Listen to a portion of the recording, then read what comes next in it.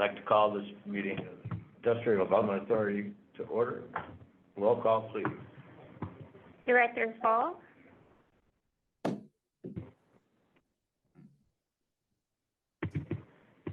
Director Fall.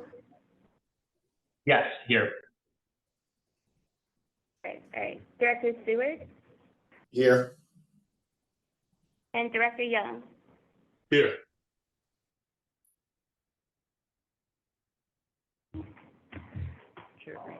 And Chair Reed. And I'm here also.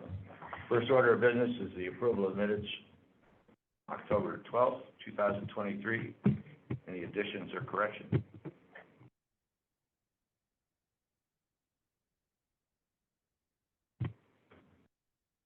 Hearing none, is there a motion to accept the minutes? So moved.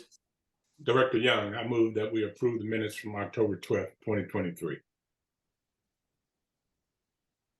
Is there a second? I'll second. All right, roll call, please. Director Fall. Yes. Director Stewart. Aye. Director Young. Aye. And Chair Reed. Aye. Very good. Motion passes. Item number 1, Resolution 23 IDA 14. Michelle, are you here? I am. Can you hear me? Yes, Yeah. we can hear Yes. you. Okay, I'm not a panelist, so I can't really see much of what's going on. Hi, this is for the Abusi Pavilion project. This is I didn't know it would cut out. okay. I just promoted Michelle to panelist. Sorry, I just promoted you to panelist. Thank you. And the amount of the bond is up to $45 million, and the use of funds is to fund the acquisition and rehabilitation of an existing Section 8 multifamily development located at 4627 Ridgewood Avenue and 4635 Ridgewood Avenue. Total project cost is $65 million. There is additional public assistance in the form of low-income housing tax credits, and the developer is also seeking a Chapter 99 property tax abatement. The developer is LIH Abusi LLC, and the borrower will be PCL Abusi LP, and the property manager will be New Earth Residential LLC. Bond counsel is Waylon Watson of Gilmore and Bell, and these bonds will be privately placed with Citibank. And the Abusi Pavilion consists of 2 buildings in the city of St. Louis and is located in the Bevo neighborhood, which consists of single-family homes, multifamily residential uses, and commercial uses in poor to average condition. One building is known as the Bavarian Tower and consists of a 6-story elevator serviced mid-rise residential building, which contains 75 units. The second building is known as Bevo Place, which consists of an 8-story elevator serviced mid-rise residential building, which contains 198 units. This will be an age restricted of age 62 and over, Section 8 apartment complex. Its unit mix is 54 1-bedroom, 1-bathroom units, 15 1-bedroom, 1-bathroom units of 643 square feet, and 6 2-bedroom, 1-bathroom units that are 864 square feet. Bevo's unit mix is 168 1-bedroom, 1-bathroom units that are 599 square feet, and 30 1-bedroom, 1-bathroom units that are 648 square feet. The renovations will include, but are not limited to, patio upgrades, reframing accessible units, removing and replacing the roofing, replacing windows, repairing drywall, repairing and upgrading the elevators, replacing all cabinets, repairing and replacing plumbing and pipes, replacing boilers, running new gas lines to the rooftop boiler equipment, replacing flooring in all units, replacing kitchen ranges and ovens, adding microwaves, replacing refrigerators, repairing and repaving sidewalks, and upgrading the common areas. The total renovation hard costs are estimated to be approximately $73,000 per unit. And the developer has completed 13 similar projects in the last 5 years across multiple states. And this is the final approval and issuance resolution. This project was brought before the board previously. And the requested action is approval of the resolution, and we have representatives here if there are any questions.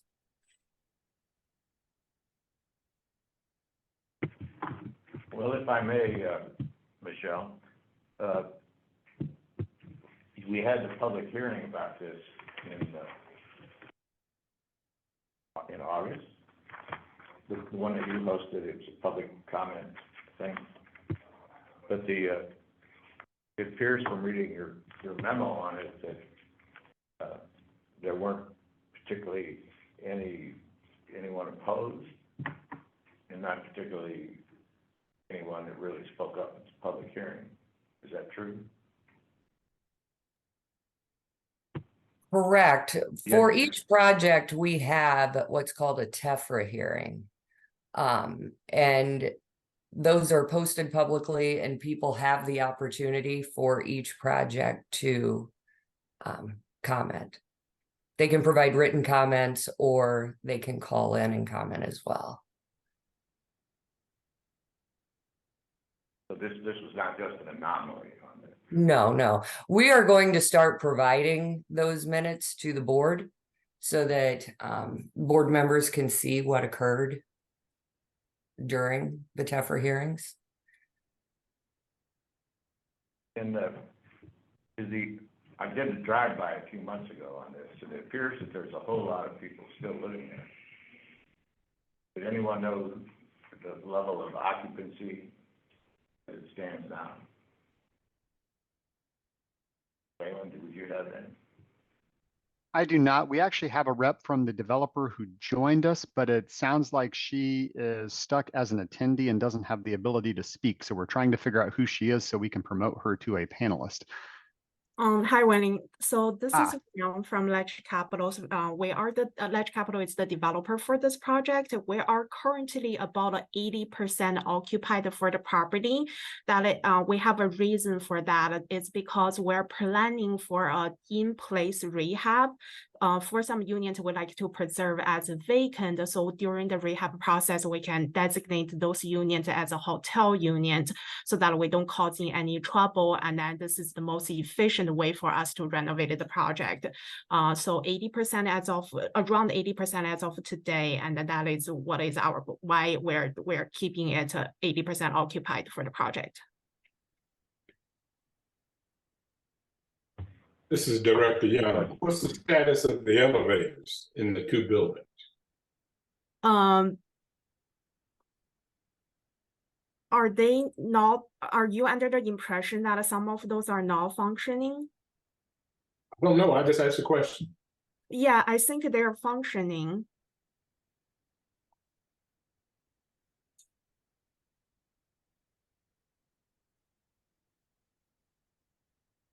Any Okay. further questions? Jim has his hand up. Yeah. Okay, Jim. Director Paul. Thank you. Yes, thank you. Jim is fine.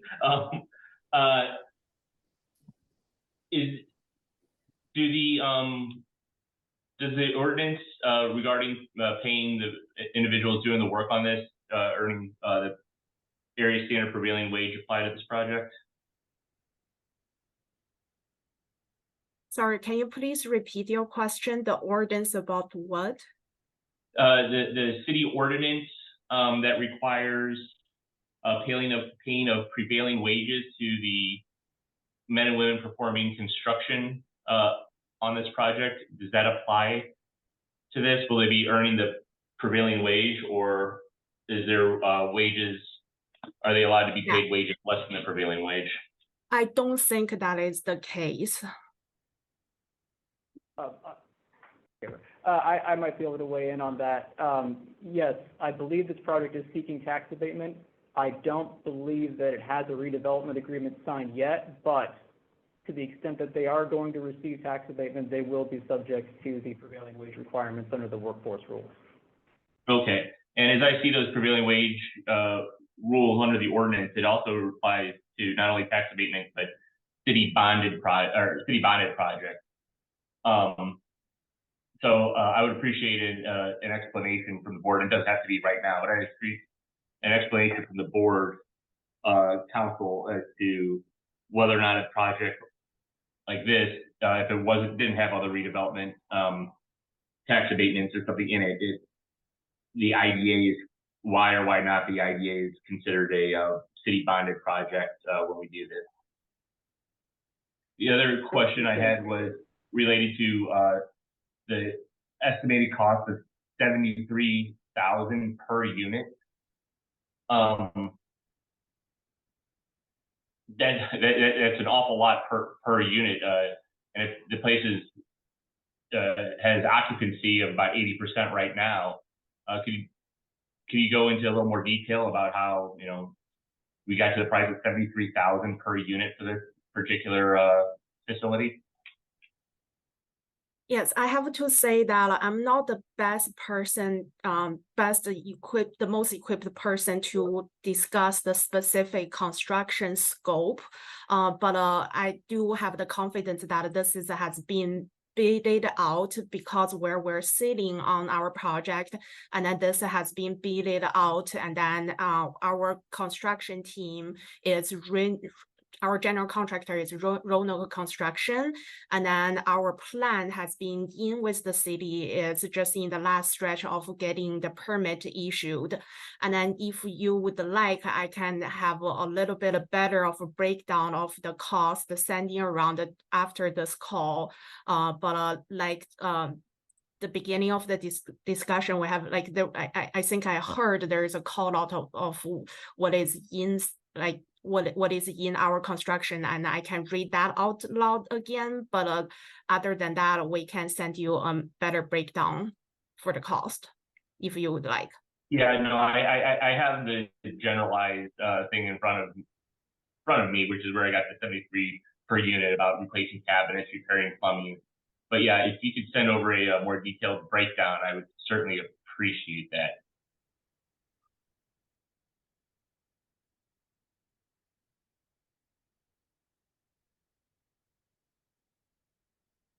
Yeah, so Further looking at questions? what is included in our presentation, some high cost items will be the roof, the siding, the gutter, and parking lot. And then other than that, the work is majority interior, which will replace the full scope of cabinets and resurface the bathroom and replace this flooring of the entire units. Yeah, that's the gist of our construction scope. Thank you.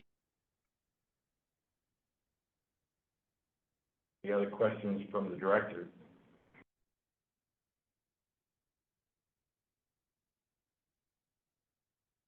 Hearing none, is there a motion to accept 23 IDA 14?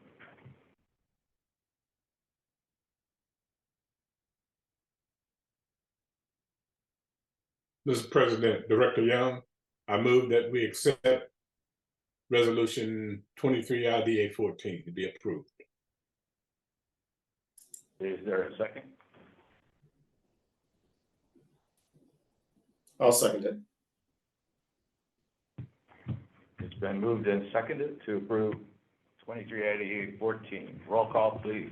Director Fall, Yes. Director Stewart, Aye. Director Young, Aye. and Chair Reed. Aye. Motion passes.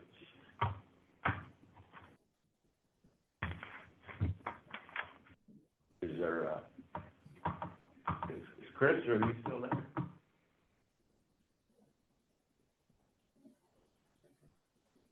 Is there anything financial to report?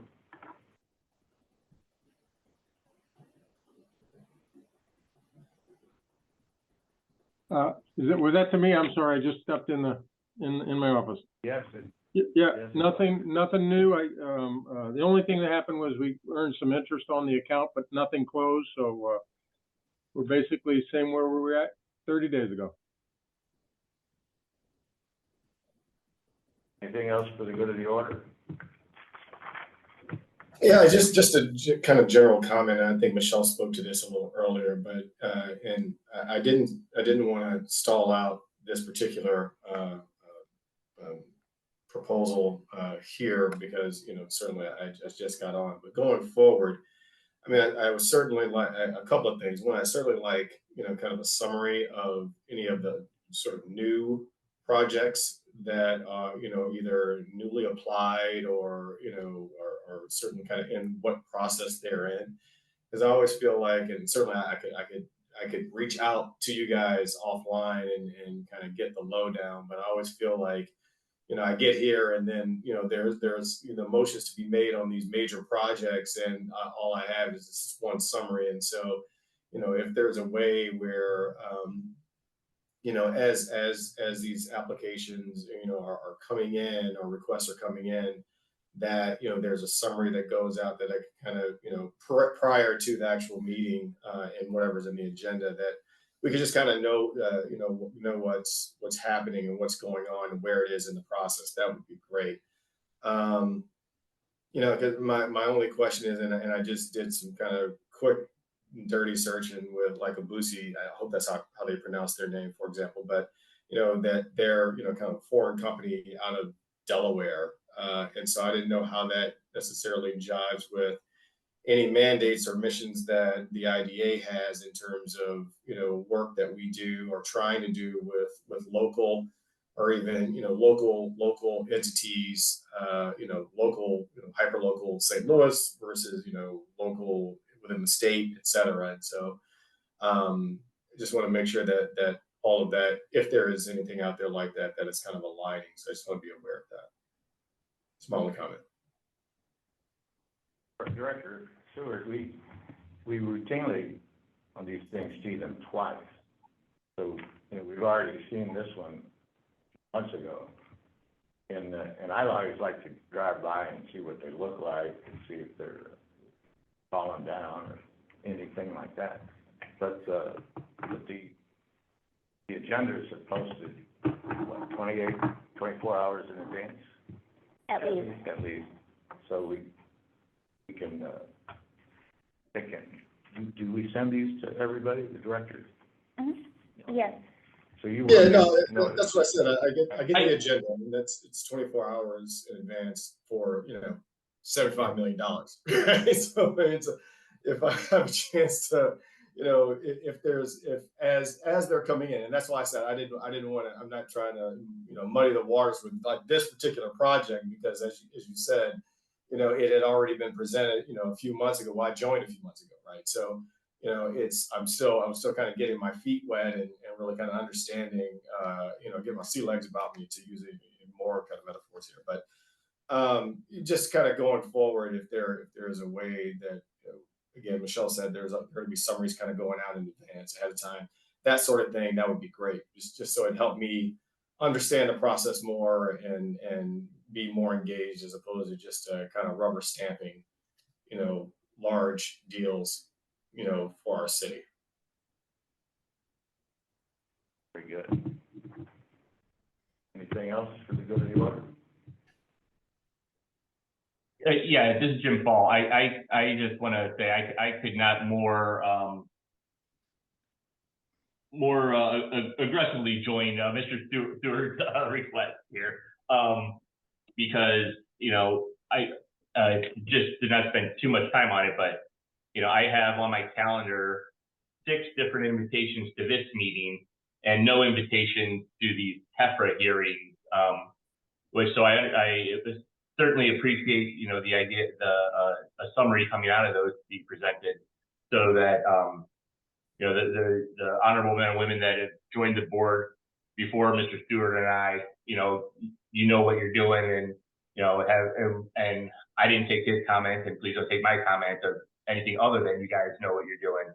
I think I join Mr. Stewart in saying I'm still trying to find out how to learn about these projects ahead of time so that I feel like I can at least ask productive questions rather than just having the agenda and the brief description ahead of me, which I appreciate. I don't take that as a slight. I'm asking to help as a learning curve, have more information so that I can be a productive and informed member of this board as the rest of you folks already are. So I just want to, couldn't more enthusiastically second Mr. Seward's request and input. So thank you. Well, I'll certainly endeavor to do my best on getting more info on it. Thanks, appreciate that. Anything? Well, seeing no other comments, there be a motion to adjourn. We appreciate your support to our project. Thank you so much. I move that we adjourn, Director Young. For a second? I'll second. Very good. We stand adjourned at 1:50. Thank you. Thank you, everyone. Thank you. Thanks a lot, everyone. Thank you all.